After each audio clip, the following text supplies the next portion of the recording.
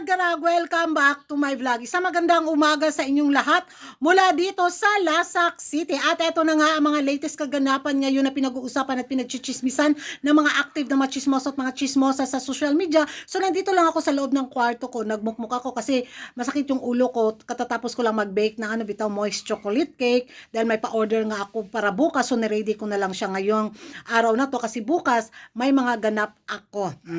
So yun ang mga karag-karag sa aking pagkachismosa, hinanap ko talaga yung mga pa-eksena na mga pasabog na trending ngayon na pinag-uusapan. At eto na nga, bumungad nga sa aking budlat na mata itong pa-interview galore na to na itago na lang natin siyang si Kumaring Osang. Yun yung codename niya sa chismisan natin para hindi masyadong halata yung pagkachismosa natin ba. So itong si Maring Osang, na-shockit galore ako mga karag-karag na marinig ko yung revelasyon niya. Siguro na panood niya ito or nauna kayo sa Maritisan galore sa akin, kaya i-share ko lang din sa inyo sa mga busy dyan na naghahabulan pa sa kanilang trabaho na wala pang time na makisagap ng chismis. Nako, eto na. Eto, matrigger yung mga ninyo, bangs ninyo na purple sa sinabi ni Maring Osang. Watch this. Tú sabes que yo cuando estaba haciendo, en los años que yo hice en Venezuela, Sí. yo hice arreglos, yo hice cambios, un poquito cambios estéticos, pero de acuerdo para mejorar el físico de cada una, o el rostro de cada una de las muchachas. Para que se vea mejor. Pero nunca en la vida utilicé los lentes de contacto, lentillas de colores, la gelatina de café, ponerse los lentes. Eso veo que ahora hay muchos que tienen eso. Entonces, yo cuando veo ahora con nuestro presidente, el señor Aaron Roche, le voy a decir que vamos a estar pendientes de quién es la que trae lentillas de colores. Porque ya vi por ahí muchas que tienen los ojos café y ahora parecen los ojos azules. Entonces, la que lo tiene azul de verdad o verde, pasa como Okay. el montón. Bueno. ¿Tú tienes muchachas que tienen lente de contacto? Bueno, pues voy a estar pendiente, pues hay que lo detecto al vuelo. Ok. Se lo diciendo, ¿ok? Nada de lente de contacto de colores. Ok. Lo que tú digas, eso será. Karag-karag, narinig na ninyo, di ba napaka-ipokreta ni Maring Osang sa kanyang revelasyon na trigger siya sa colored contact lenses na mga kandidata. Siguro natalbugan siya. Para namang ay nakahiya naman doon sa mga in under construction niya ng mga Miss Venezuela Queen, di ba? Kulang na lang putulan niya ng mga buto-buto. Di ba? Kung maka-react siya sa colored contact lenses na mga kandidata na lumaban sa beauty pageant lalo na sa Miss Universe. Anong ipinaglaban ni Maring Osang? iba na jud no para mura na bitaw kagi ango-ango. Kung ano na lang mga multong lumalabas sa pag-iisip mo ba? Itong revelasyon ni Maring Osang parang nakakatawa na ha. Okay ka lang, hindi yata ito nakainom ng kanyang medication. Nagpula naman niya ang ako ang ang dagway diri oy. Di pa sa magpasiga sa tagsuga oy. Kay mura naman taanig naka RDL o kuan, isa ka botilya ba. So yan ang mga karag-karag, back to normal. Eto na nga. So napaisip talaga ako, bakit ngayon lang siya, nabahala?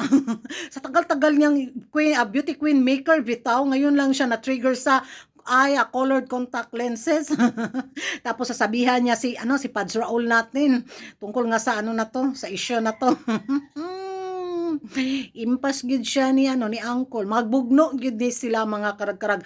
Magsabunutan talaga si si Maring Osang at saka si Uncle nito. Diba? So yun nga mga karag-karag, sabi ng mga chismos at mga chismosa din na tina-target daw ni Maring Osang si Maring Bina ba sa pagkapanalo nito sa Corona sa Miss Universe Thailand 2025. Bitaw, siguro nakita daw ni Maring Osang na may pa-colored contact lenses si Maring Bina, kaya yun, siguro daw takot siya na matalbugan bitaw ang pambaton niya sa darating na Miss Universe 2025, kaya ayun, gusto niyang sipain si Maring Bina sa radar bilang malakas na frontrunner ngayon sa Corona sa Miss Universe 2025.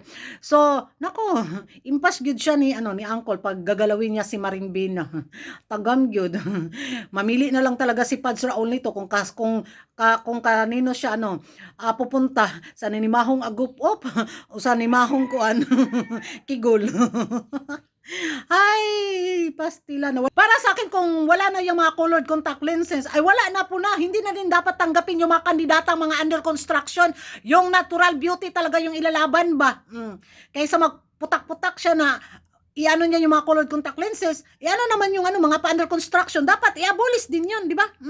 Yun yung magiging reaction ko. Dapat normal lang talaga, authentic beauty talaga yung ilalaban. Kung pango yung ilong, kung budlat og mata, kung budlot og simot, budlot og simot.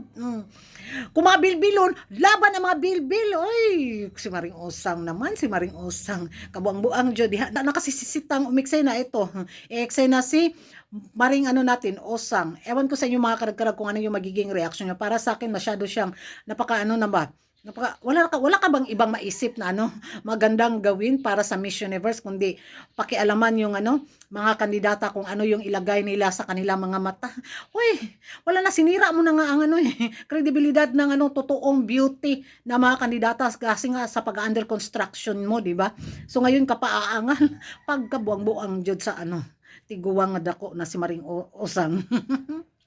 Yun lang yung magiging reaction ko mga karag-karag. Ewan ko sa inyo kung ano yung magiging komento ninyo. Comment down below. Mag-ingay tayo sa comment section kung papabor ba kayo dito nga sa hanash at banat ni Maring Osang tungkol dito sa mga kandidato ang gumagamit ng colored contact lenses. Sa tingin nyo mga karag-karag, okay ba ito?